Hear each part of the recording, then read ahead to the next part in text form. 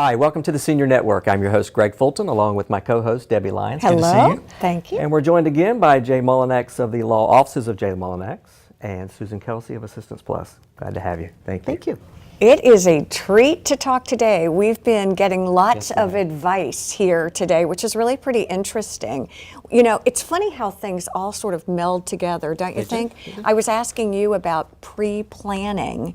And that I have my plan and that you don't. Exactly. Well, yes. And right, exactly. But Jay made a very good point.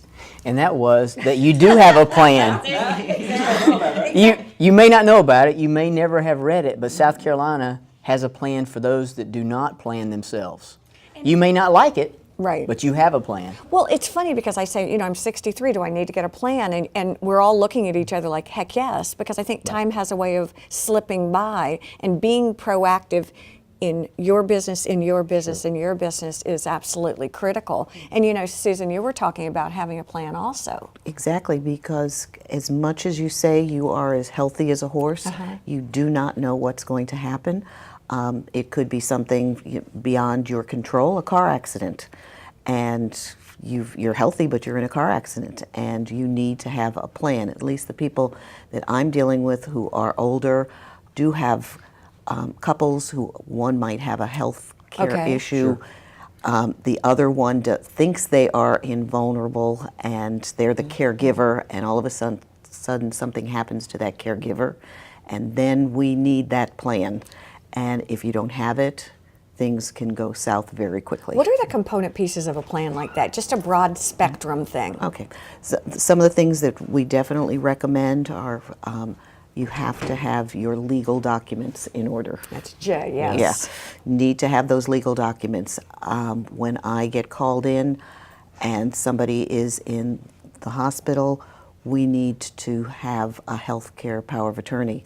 We need to know who can speak for that person. Many times what people do is they make up their documents when they're younger, and then they don't change them, and then all of a sudden you have I've had people where there's just been one agent, and it's been each spouse, and then one has Alzheimer's disease. Right. We always recommend that someone have an alternate. Yes. And the other thing that people don't recognize is that state laws are different. Okay. South Carolina is going to be different than North Carolina, than Georgia, than Tennessee, than California. And so people need usually the documents in the state that their residence is appropriate for Let them. me ask you a question with that. Does one size fits all? Sometimes you can go to the computer and say, you know, like, give me my If you know a family, template, right? Exactly. if you know a family identical to yours, maybe there's a plan that should be identical. Okay, that's code for no.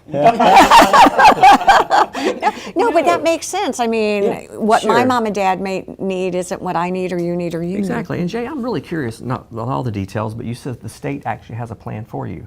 Is it like, you mean for like a will or? Absolutely. If you die without a will, the plan that the state will have for you is designed in our code, in South Carolina code. And the bad part about that is even if you like that plan, which will incur a lot of court cost, a lot of family frustration, dealing with your assets, etc., and probably won't turn out the way that you want it to, but the laws change as well. Right. South Carolina had a major overhaul in 2014.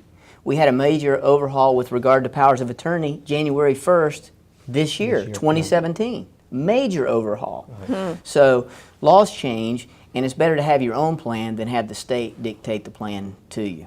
Are there other things, sort of secrets that maybe you know because it's your area of expertise that we may not know about estate planning? Well, there's a lot of things that people don't think of, and we were talking about this off camera a minute ago, is their pets. In South Carolina, not too long ago, it's been a few years ago now, we now can provide a trust for a pet in South Carolina. Okay. So you may have a pet or numerous pets, and you want to make sure that they're cared for after your death or your disability. Makes sense. It really does. So that way we can set up a trust for those pets, and of course someone would be the caretaker of those pets, but there'd be money set aside to make sure that they're cared for. There's a lot more of these to talk about. We're going to take a quick break, and we'll be right back to talk more about estate planning and being proactive. Stay with us.